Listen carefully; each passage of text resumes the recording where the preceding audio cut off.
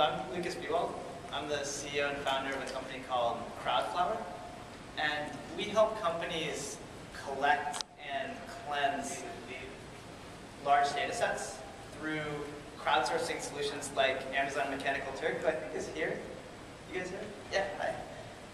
Awesome. And so I'm here actually not to talk about my company specifically or Mechanical Turk, but to talk about some of the trends that are happening in labor and ways to connect with human beings, the broader trend of crowdsourcing, and how that might affect you in the ways that you can collect and use large data sets. So I thought it'd be fun to start with this picture, which comes from a book called When Computers Were Human, which was written by David Alan Grier, which is a really, really interesting book. I highly... Has anyone read it? Anyone?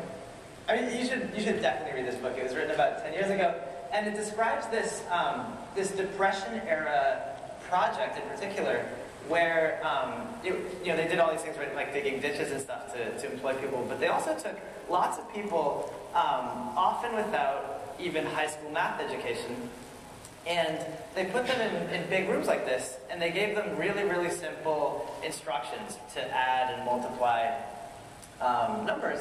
And to once they finish their sum or multiplication, to hand their paper to the next person. They had this incredibly sophisticated process using human beings to calculate logarithms and to calculate trigonometric functions and lots more complicated functions. And they did it with people that really didn't understand the complete picture of what they were doing, right? They knew that they were adding, they knew that they were handing their paper, but through really good workflow processes, they're able to turn all of these people into really powerful computing operations.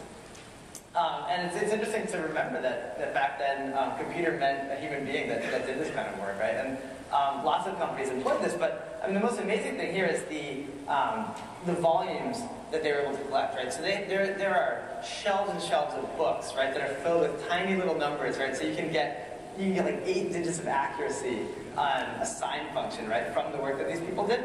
And the error rate is incredibly low, right? So they thought at the time, universities said, we hire sophisticated, trained people that compute these tables, and these people aren't going to be able to do as good of a job. But what it turned out happened was when they hired lots and lots of people, gave them really good process, they were actually able to get higher quality than they were used to. Not just higher volume than they used to, but higher quality, because they built in lots of redundancy, right? So human beings make errors.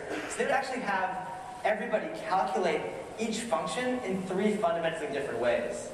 So that was a really smart strategy, because even when you have 2 people do the exact same calculation and compare the results, there's a tendency to make the same kinds of errors, right? So by actually having people use different algorithms to do the calculation, they're able to get unbelievable, never before seen levels of accuracy. Of course, a few years later, computers came along and made perfect tables and made all these books they create obsolete. But I just think it's interesting to remark that that they were doing this in the 30s, and I think it actually has profound implications for what we're doing nowadays with other tasks that we haven't been able to automate yet.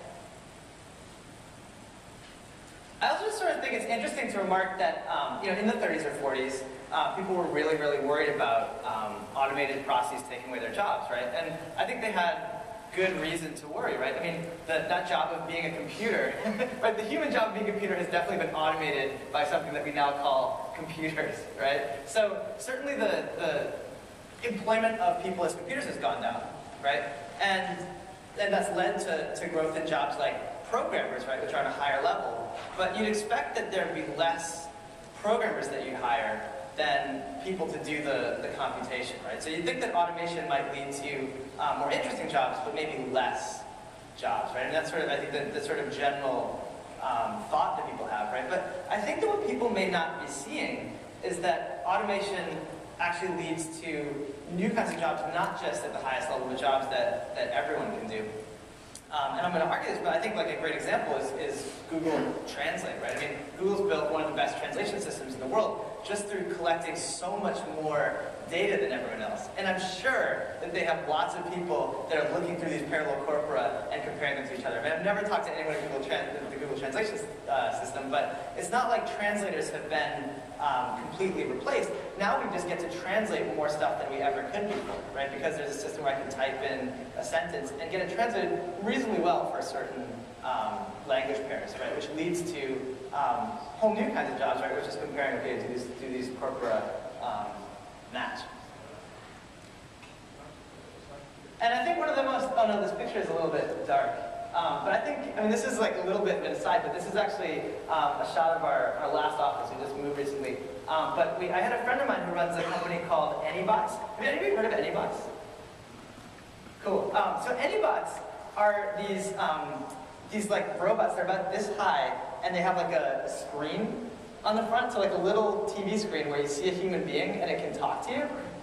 And so the idea is that you would hire these people to be a remote receptionist, for example, right? So we actually did this for a day where we had a remote receptionist. I actually told our receptionist that she could work from home that day and just sort of log into a system and just, you can actually like, you press the arrow keys and you can drive this little Segway looking thing around, right, with a little screen on it. And you know, it can go up and greet people. And it's actually pretty interesting. It works pretty well as like a human interaction, right? You can talk to these things. You actually feel like you're talking to a human being because you're actually talking to a human being, right? And it's interesting to think about the way that I think we all sort of imagine the future being this but automated, right? So we imagine like a little Segway robot that might greet you when you walk into an office that sort of looks like a person and says hi and tells you where to go. But it turned out that, at least at the stage right now, what it looks like is happening is that we have a machine that looks just like that, but it's powered by a remote person, right? So it didn't take away a job, it just sort of made the employment look different, right? I mean, now you can imagine that someone could work for just an hour controlling this machine, and then you can imagine it switching to another person, right? It allows like whole new flexible kinds of employment. And I think that, I mean, this is one of the few physical examples, and Anybots is certainly not in the full production mode. I haven't seen them in many other offices yet. But I think where this is really impacting people is in companies that deal with lots and lots of data that they need cleaned in different ways.